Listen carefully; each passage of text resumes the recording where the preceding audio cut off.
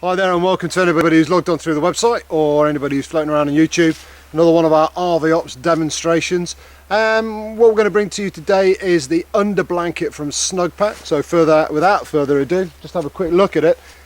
Basically, as you can see, what it is it's basically an insulated blanket which is underslung underneath a hammock. A lot of people have complained that obviously in winter they get very cold and find it difficult to insulate. Now, I was a little bit dubious about this as a piece of equipment, but we've strung it up and I think it could work really well. The down points is obviously bulk. The under blanket packs down to about the size of a Softy 9 sleeping bag, and obviously that with your hammock and your tarp and your sleeping bag is going to equate to quite a lot of space being taken up in your rucksack or burgan. However, if you're going to be using it in a cold climate and you've got the space to be able to transport it around, or better still, if you've got a vehicle to move around in, say for example in Afghanistan, you get to a spot, it's cold, it's in the middle of winter, you may want to use or incorporate the under blanket into your sleeping system because it does make a big difference. One of the things that we have found, however, is just a couple of points which we think we can improve on. So Pete, if you just sort of pan over here a little bit, the actual under blanket, when it arrives, it comes with 3 elasticated cords, and these elasticated cords attach right up and around the tree which your hammock is tied to.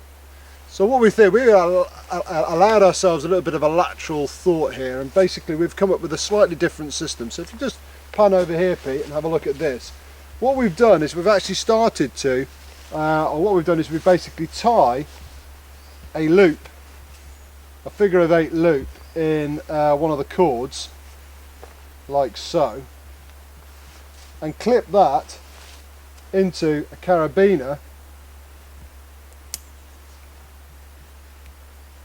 which in turn is basically on a prusik loop up here. If you want to see how prusik loops are basically made, in other words how to tie a prusik loop, then we'll do a very, very short demonstration after this demonstration. But we've done it with this one, and I'll just tie it with this one very, very, very quickly.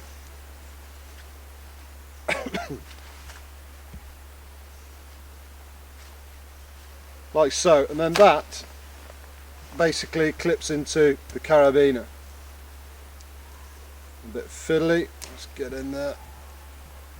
There we go. And now this, you can now move up and down, which keeps this nice and taut, but you still get the elasticity from the elastic. That then stops any of these cords being tied up around the tree and twinging and pinging off everywhere, and obviously makes for a very, very quick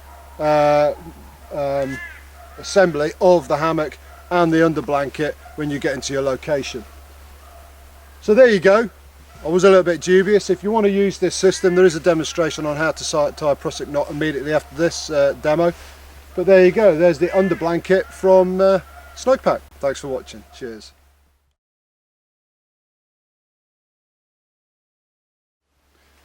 Okay, as we said earlier in the tarp demos, there'll be a very quick demonstration on how to tie a prusik knot. For anybody who's out there who's a climber, ski mountaineer, or bushcraft skills, all of you will be very aware of the prusik knot and how incredibly useful it is. So this demonstration is a very simple demonstration for those of you out there who are not familiar with it.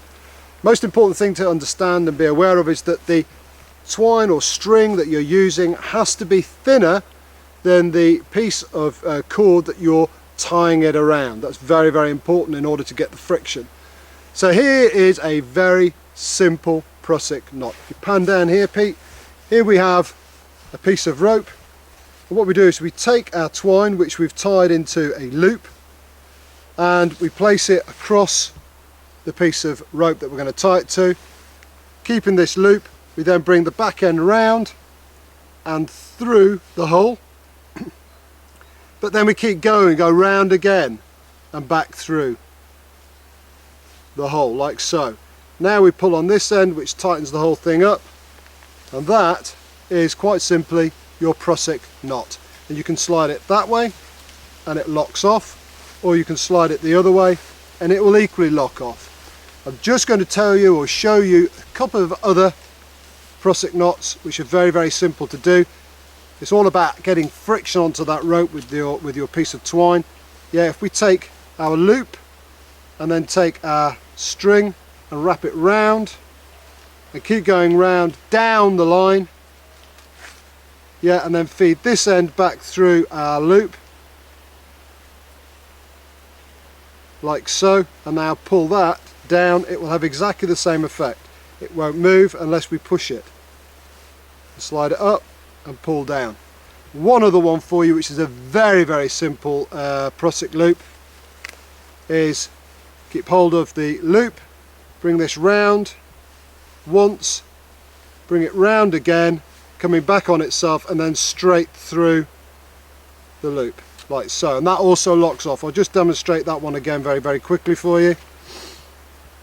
I'll make it big, big, big for you. So you've got big loop here, you're coming down the rope, and then you're coming back up the rope, across, back down and through like so, and that will lock off.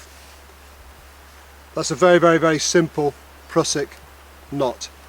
Okay, so there you go. That's a little demonstration for you on the prusik knot. Hope it's of use, and thanks very much indeed for watching. Cheers.